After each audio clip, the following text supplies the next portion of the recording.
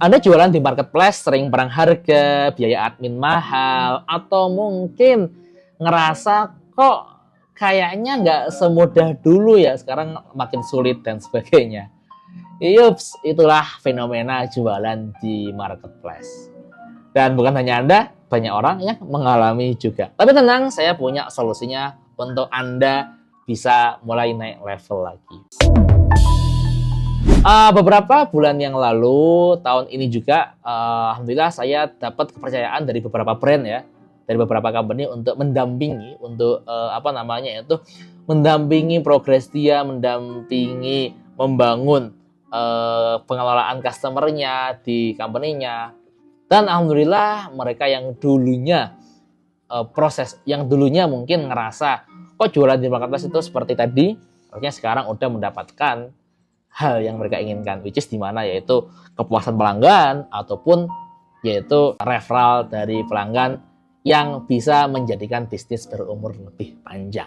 Oke, nah problem yang pertama apa tadi? Perang harga. Ya benar. Jadi jualan di marketplace itu udah pasti perang harga. Karena apa? Marketplace itu menekan para seller untuk menjual dengan harga serendah-rendahnya, itu pasti. Dan menariknya lagi, pembeli juga dimudahkan untuk melakukan filtering atau menyaring mana yang harga terendah. Itu yang ngebuat para seller marketplace akhirnya berdarah-darah. Ya, oke. Yang kedua, iklan semakin mahal. Kenapa? Kompetitor semakin banyak. Ketika banyak yang berani mengeluarkan budget iklan, maka marketplace juga akan bilang, simpelnya kayak gini, emang wani piro? Emang lu berani berapa untuk nyuruh si platform ini menaikkan produk Anda? Nah, itu yang ngebuat apa? Itu yang ngebuat budget iklan semakin mahal. Dan akhirnya apa? Ya profit Anda semakin nipis. Dan itu wajar. Dan satu hal lagi ironisnya, marketplace itu sekarang udah agak sulit untuk mendapatkan database dari customer-nya. Itu yang ngebuat apa? Itu yang ngebuat akhirnya Anda ngerasa kayak, wah ini ngelola customer sulit banget ya. Pura-pura ngelola, dapat database-nya aja belum tentu. Nah, tenang teman-teman. Ini sebenarnya kalau kita jualan di marketplace, kita bisa mulai dari kita mendapatkan database-nya dulu. Nah, dapat database-nya itu dari mana sih? Dapat database-nya kita bisa melakukan yang namanya memberikan umpan. Contohnya kayak umpan konsultasi gratis, umpan e-book gratis, umpan klaim garansi gratis 1 tahun, umpan apapun itu, intinya adalah sebuah umpan. Yang dimana umpan itu bisa ngebuat orang itu sukarela menghubungi WA Anda. Nah, itu yang paling penting, oke? Nah, setelah Anda memberikan umpan yang membuat orang itu menghubungi WA Anda sebagai seller, maka next step-nya adalah Anda pastikan produk yang terkirim ke customer itu benar-benar produk yang apa? Benar-benar produk yang sesuai ekspektasinya. Dan udah benar. Bukan hanya udah benar sesuai ekspektasi, tapi Anda juga membantu mereka bisa menggunakan produk tersebut sesuai dengan apa yang mereka bayangkan juga. Contoh nih, customer membeli sebuah tenda. Ya Anda pastikan customer bisa membangun tendanya dengan benar. Loh Mas, itu kan di luar kuasa kita. Iya benar. Sebenarnya kalau dalam transaksi ya Anda kewajibannya memberikan tenda. Tapi kalau Anda ingin memberikan after sales service yang terbaik, maka Anda memastikan mereka bisa memasang tendanya dengan benar. Dengan cara apa? Dengan memberikan bantuan video tutorial atau Anda video call dan sebagainya. Itu whatever apapun itu, yang penting apa? Yang penting customer ngerasa yang dia beli itu ada benefitnya gitu.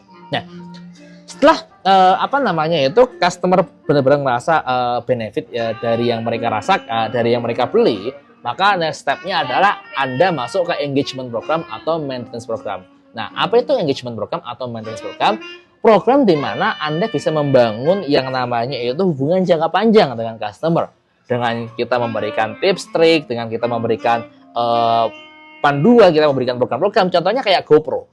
Salah satu maintenance program dari GoPro atau engagement program dari GoPro adalah dia membuat semacam video kontes, video challenge, di mana orang-orang pemilik GoPro mereka bisa ikut challenge itu, kontes itu untuk mendapatkan suatu hadiah atau untuk seru-seruan aja, itu contohnya. Begitupun juga contoh kalau beberapa brand sepatu gunung dan sebagainya, mereka mengatakan kayak trekking bareng dan sebagainya. Itu adalah bagian dari maintenance program. Atau mungkin sesimpel mengirimkan tips and trick untuk apa sih? Mengirimkan tips and trick untuk kita bisa yang namanya itu sesimpel mengirimkan tips and trick untuk customer itu bisa improve secara knowledge-nya, improve secara kehidupannya dan sebagainya. Nah, itu maintenance program. Nah, selanjutnya setelah maintenance program, apa sih yang bisa kita terapkan kalau kita menerapkan CRM di marketplace itu? Ya kita membuat loyalty program, semacam kayak kita membuat diskon, kalau atau kita membuat voucher, atau kita membuat program apapun itu, atau pay to get one dan sebagainya, yang ngebuat orang itu benar-benar mau stay di tempat kita terus-menerus. Atau program referral juga bagian dari loyalty program. Orang mereferensikan produk kita, maka dapat komisi. Atau kita sekalian buka aja program affiliate Shopee, boleh nggak? Boleh juga. Nah, itu contohnya. Nah, nanti next step-nya setelah itu kita akan masuk ke apa?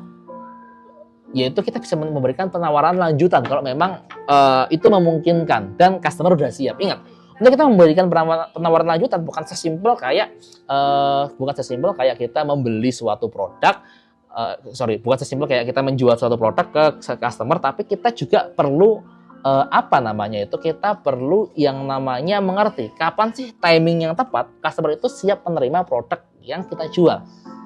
Kapan sih customer itu membutuhkan produk yang kita akan tawarkan selanjutnya. Nah, itu perlu insting, perlu empati dan sebagainya. Nah, intinya itu kayak semacam kayak kita memberikan penawaran lanjutan kayak upselling, cross-selling, down-selling dan sebagainya. Tapi jangan langsung. Tapi setelah dia di pupuk. Karena apa? Sebenarnya kalau kita menerapkan CRM itu kayak kita memberikan pupuk. Dan kita kayak menanam padi. Jadi kita tahu kapan kita memberikan pupuk dan kapan kita menuainya. Nah, baru dari situlah customer akan ngerasa kayak, wow, ini sesuatu yang luar biasa. Ini sesuatu yang nggak pernah saya dapatkan di tempat yang lain. Sehingga apa? Sehingga orang-orang akan ngerasa puas dengan brand kita. Ketika puas, maka brand kita seakan-akan menjadi top of mind, atau seakan-akan brand kita menjadi kayak hal pertama yang ada di benak customer. Contoh kalau kita ingat air mineral, yang kita ingat apa? Le Mineral, Aqua dan sebagainya. Itu contoh. Atau kalau kita misalkan ingat yang namanya brand deterjen, kita ingatnya Rinso. Kita ingat pasta gigi, ingatnya Petrol, dan itu adalah top of mind. Nah, seperti itu. Nah, ketika top of mind, maka orang akan lebih mudah mereferensikan ke orang lain. Yang terjadi apa? Brand Anda nggak lagi akan berkompetisi perang harga di marketplace, nggak akan lagi berkompetisi yang namanya itu iklan lagi di marketplace, dan brand Anda akan punya loyalis sendiri. Anda akan membangun ekosistem sendiri di brand Anda. Dan brand Anda akan lebih cenderung sustain jangka panjang. Ingat, bisnis bukan hanya ngomongin scale up, naik omset aja, tapi bagaimana kita sustain jangka panjang. Karena yang terpenting adalah sustainable-nya. Oke teman-teman, itu adalah contoh penerapan dalam kita menjual di e-commerce atau marketplace. Sekian dari saya, semoga bermanfaat dan semoga Anda bisa lebih mudah mempraktikannya. Ingat, semakin besar loyalis Anda, semakin besar orang yang dekat dengan brand Anda, maka semakin besar orang yang siap mereferensikan bisnis Anda, dan Anda akan mendapatkan penjualan tanpa harus keluar budget iklan lagi dan potong biaya admin marketplace lagi. Oke, terima kasih. Sekian dari saya, semoga bermanfaat, dan jangan lupa like, comment, dan subscribe. Share video ini jika bermanfaat. Sekian dari saya. Assalamualaikum warahmatullahi wabarakatuh. Bye-bye.